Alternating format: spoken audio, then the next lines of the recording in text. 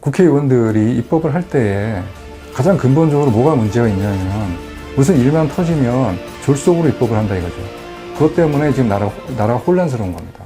안녕하세요. 한국미래회의 박준모라고 합니다. 우리나라에서 현재 벌어지고 있는 여러 가지 비상식적인 일들, 저희가 비판적인 시선으로 바라보고 대안을 제시하고자 하는 시민 그룹입니다. 요새 입법 독재 그러는데 기본적으로 입법에 관해서는 세 가지가 필요합니다. 입법이 제대로 되기 위해서는. 첫째가 상호간의 토론과 타협을 통해서 상대방을 인정하는 것. 상호간의 다양성 존중이죠. 그 다음에 내용 자체가 정당해야 된다는 거죠.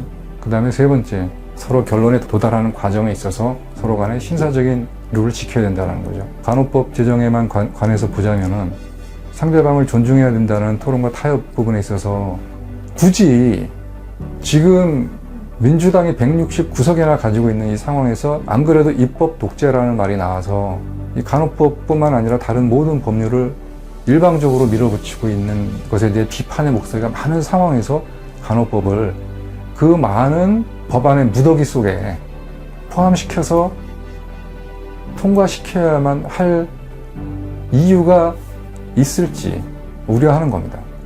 이걸 굳이 다른 법안들하고 같이 해서 패스트 트랙으로 본회의에 상정할 필요까지 있느냐. 간호사 처우 개선이 돼야 된다. 간호사분들 고생하신다는 거 모르는 국민들 아무도 없을 겁니다. 그런데 그 정도로 시급한 법이냐 의심스럽고, 또 하나는 내용에 있어서 어느 한 집단에 이익이 되는 유리한 부분만을 과대 포장해서 아름답고 자극적인 슬로건으로 대중을 선동할 것이 아니라 이 법안의 본질적인 문제들에 대해서 자세히 설명을 하고 법안이 갖는 플러스적인 효과, 마이너스적인 효과를 동시에 한 탭을 올려놓고 명확하게 설명을 해주는 과정이 있어야만 그게 토론이 있고 충분한 수기 기간을 거쳤다고 할 수 있는 거지, 그런 거 없이 회의만 하고 시간만 끌었다고 해서 수기를 다 했다고 볼 수는 없는 거죠.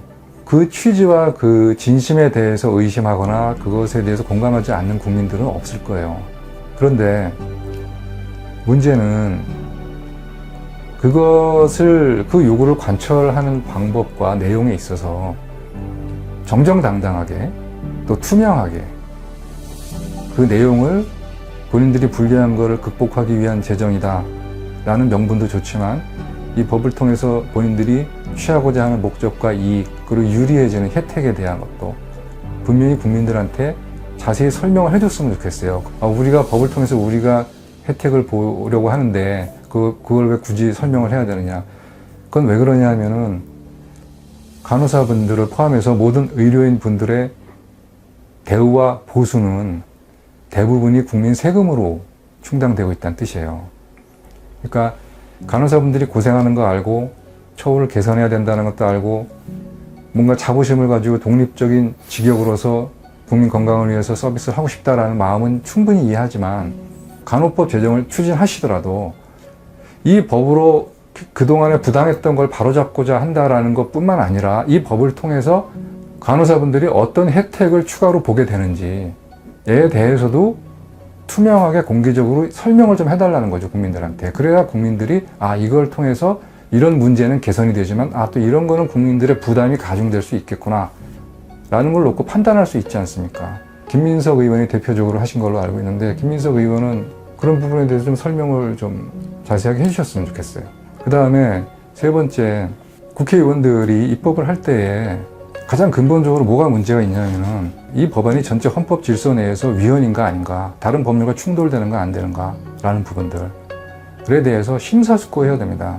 그런데 본인들이 거의 민원성 입법을 해놓고 나중에 뭐 헌법소원이나 위헌 결정 나거나 헌법 불합치 결정 나오면 그때 가서 또 어떻게 하지 뭐. 그때 가서 그 상황에 맞는 거짓말로 또 해명하면 되니까. 정치인들이 가장 잘하는 거 있지 않습니까? 그러면 뭐예요? 지금 일단 당장은 저질러 놓고 위헌과 합헌의 경계선에서 아주 애매하게 일을 저질러 놓고 나중에 모든 공을 다 사법부로 넘기고 헌법재판소로 떠넘기는 거죠. 입법부는 헌법기관이에요. 헌법기관이라는 거는 헌법의 틀 안에서 입법을 하라는 얘기예요. 헌법재판소가 위헌 결정을 하지만 최종적으로 위헌과 합헌에 대한 판단은 사전에 입법부가 해야 되는 겁니다. 이게 헌법에 합치되는 건지 안 되는 건지. 근데 그거 없이 자기들이 민원성 입법만 해놓고 나중에 위헌이나 합법이냐 결정을 헌법재판소로 다 넘긴다. 이 애티튜드가 잘못된 거. 그것 때문에 지금 나라가 혼란스러운 겁니다. 무슨 일만 터지면 졸속으로 입법을 한다 이거죠. 심지어는 어떤 경우에 한 달도 안 돼서 몇 개 법안이 올라와요. 대부분 졸속 입법들이죠. 선심성 입법들이고 포퓰리즘 입법들이죠. 그렇게 나온 거는. 그렇게 하라고 국회의원 배지 달아준 게 아니죠. 국회의원들. 저는 희망적으로 생각해요. 우리가 항상 어떤 사회가 다양해지고 발전하다 보면은 그 발전된 사회 상황에 맞춰서 기존의 체계와 기존의 제도들을 바꿔야 되는 건 당연해요. 그런데 우리나라는 그거에 대해서 좀 미숙합니다. 그 이유가 뭐냐면은 조금씩 바꿔나가지 않고 그거 계속 뭉개고 있다가 문제가 될 때 갑자기 바꿔요. 지금 한전의 전기요금도 그렇지 않습니까? 조금씩 현실화했으면 문제가 없지 않습니까? 국민들도 이해할 수 있고. 그런데 항상 그 조금씩 합리적으로 바꾸는 거를 기피해요. 왜냐하면 자기들 인기가 떨어질까봐. 그러니까는 다음 정권으로 미루고 하다 보니까 점점 쌓이죠. 그러니까 국민들 입장에서는 그 간극이 점점 벌어지는 겁니다. 그러면은 그 간극이 벌어지면 의사결정을 할 책임이 있는 국회의원들은 특히 그 간극을 즐기잖아요. 그 간극이 있어야 내 편 상대편이 분명해지고 거기서 좀 더 숫자 많은 쪽으로 붙어야 표가 나오니까 그럼 거기서 이 본질적인 문제, 이 내용에 대한 문제에 대한 실제 토론과 고찰은 없어지는 거죠. 그렇게 됨으로 인해서 그 이슈에는 이제 국민들의 설 자리는 없어진다는 거예요. 의료법 개정과 간호법 제정 문제도 이거 당장 제 문제거든요. 연로하신 아버님 문제고 언젠가 늙어서 서비스를 받아야 될 우리의 문제고 이게 어떻게 간호사들하고 의사들 밥그릇 싸움일 수가 있습니까?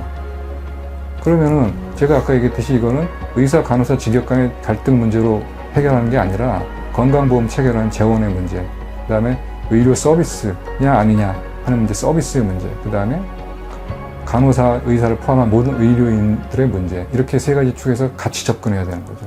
그래야만 국민들의 입장이 반영될 수 있다고 생각합니다.